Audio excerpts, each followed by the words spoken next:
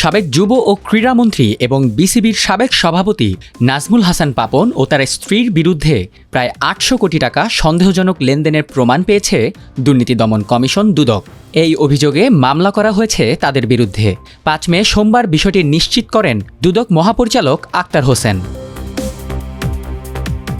দুদকের তথ্য অনুযায়ী ২০ কোটি টাকার বেশি জ্ঞাত আয় বহির্ভূত সম্পদ অর্জন করেছেন নাজমুল হাসান পাপন।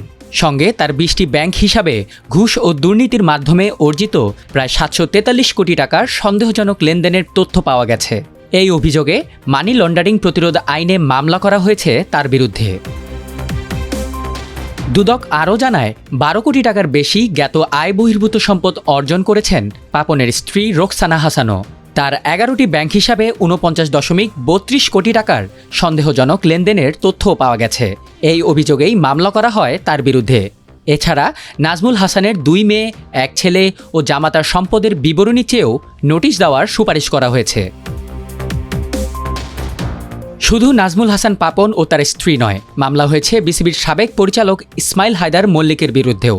তার বিরুদ্ধে ৩,৭০ লাখ টাকার জ্ঞাত আয় বহির্ভূত সম্পদ অর্জনের তথ্য পাওয়া গেছে।